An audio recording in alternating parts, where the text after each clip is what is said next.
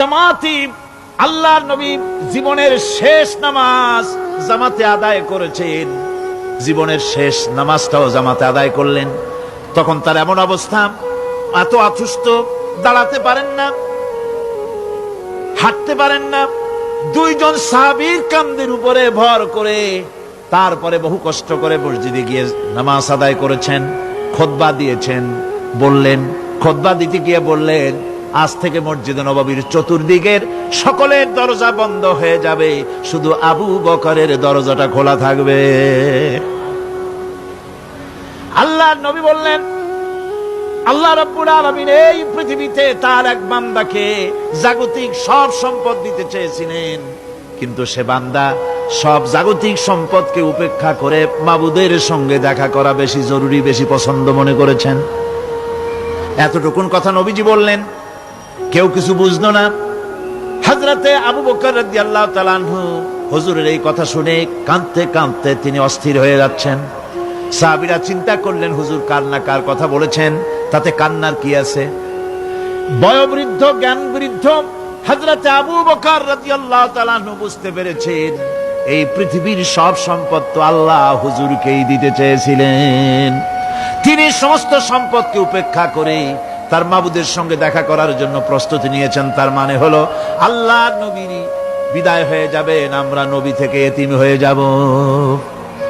নবীজি ঘরের মধ্যে প্রবেশ করলেন, প্রচন্ড জ্বর এলো। এই প্রচন্ড জ্বর নিয়ে তিনি শুয়ে আছেন, কখনো বেহুশ কখনো হুশ। এর মধ্যে সারা আযান হয়ে গেল।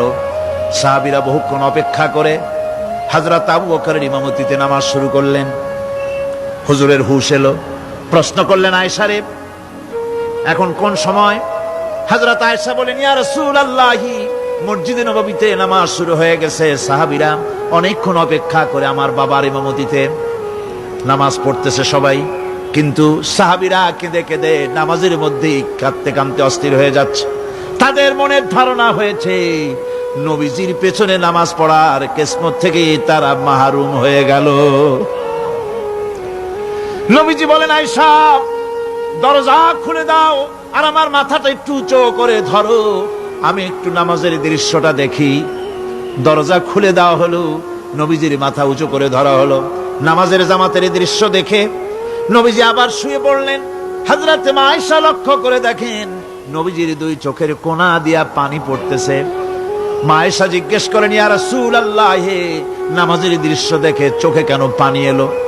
হুজুর বলেন, আয়েশা রে, এটা কোনো দুঃখের পানি নয়, এটা তৃপ্তির পানি। এই যে জামাত নামাজ পড়তেছে লোকেরা, এই জামাত কায়েমের জন্য তায়েফের ময়দানে অনেক রক্ত আমার ঝরেছে, উহুদের ময়দানে দান্দার মুবারক শহীদ হয়েছে, সাহাবায়ে কেরাম জীবন দিয়েছে। এই যে জামাত আমি দেখতে পেলাম, ভবিষ্যতের একটা ছবি যেন চোখে ধরা পড়লো। আমার মনে হলো কিয়ামত পর্যন্ত এই পৃথিবীতে আমার যত উম্মত আসবে তারা এইভাবে করে জামাতে নামাজ আদায় করবে। নবীজি মাথার কাছে মালাকুল মউত যখন এসে গেছেন, আমার ভাইরা, এই পৃথিবীতে যত নবীরা এসেছিলেন, মৃত্যুর সময় সমস্ত নবীরা শেষ কথা যেটা বলেছেন, হাদিস, সমস্ত নবীরা উম্মতের জন্য মৃত্যুর মুহূর্তে শেষ কথা যেটা বলেছেন সেটা হলো আসসালাত, আসসালাত, নামাজ, নামাজ। আমার নবী যখন বিদায় হয়ে যান, বিদায় মুহূর্তে মেয়ের কথা বললেন না, কলিজার টুকরা নাতির কথা বললেন না, জামাইয়ের কথা বললেন না, স্ত্রীর কথা বললেন না, মৃত্যুর সময় শেষ কথা বললেন আসসালাত, আসসালাত ওয়া মা মালাকাত আইমানুকুম, নামাজ, নামাজ, আমার উম্মতেরা নামাজ, আমার উম্মতেরা নামাজ ছেড়ে দিও না, নামাজ।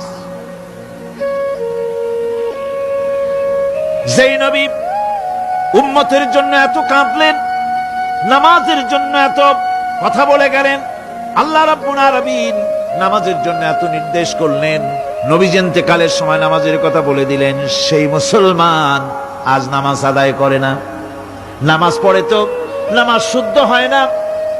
হযরতে হুযায়ফা রাদিয়াল্লাহু তাআলা আনহু তিনি একবার ইয়েমেন সফর করেছিলেন, এক মসজিদে নামাজ পড়লেন।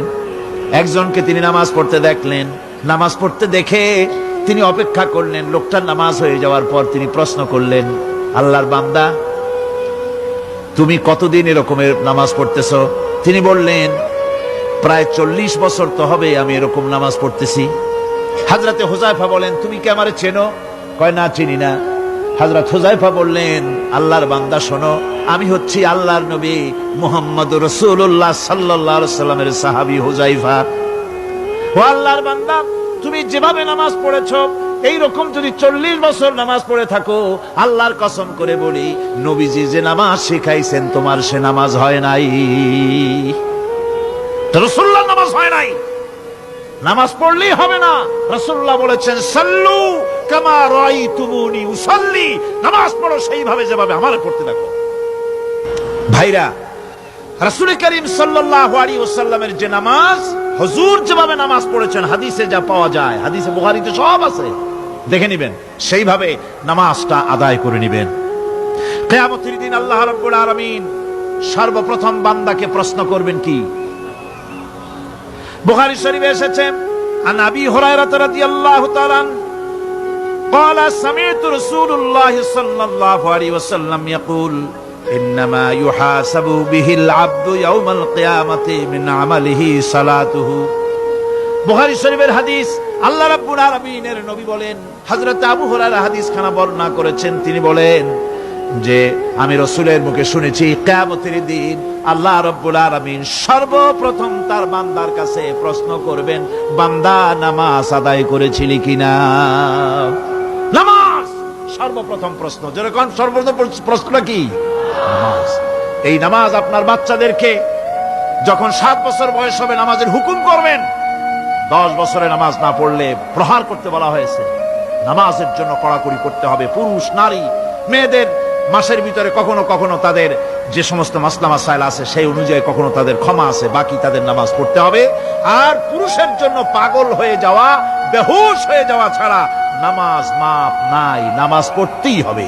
এই যে নামাজ, যে নামাজ না হলে ঈমান থাকবে না, ঈমান নষ্ট হবে, কিয়ামতে জাহান্নামে যাওয়া লাগবে, এসব কথা শোনার পর আজকের তাফসীরুল কোরআন মাহফিলে আমরা কি ওয়াদা করতে পারি যে আমরা মালাকুল মউত যতক্ষণ পর্যন্ত আমাদের মাথার কাছে না আসবে নামাজ ছেড়ে দেব না? এই ওয়াদা কি করতে পারি?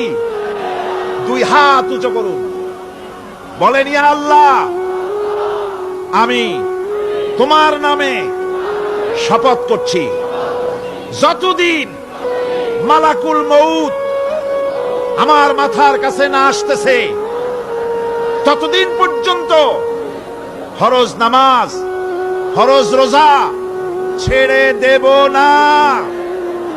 ইয়া আল্লাহ, মৃত্যু পর্যন্ত আমার এই ওয়াদা পালনের তৌফিক আমাকে দান করো, আমিন। আল্লাহ পাক আমাদের এই ওয়াদা মঞ্জুর করুন, জোরে কোন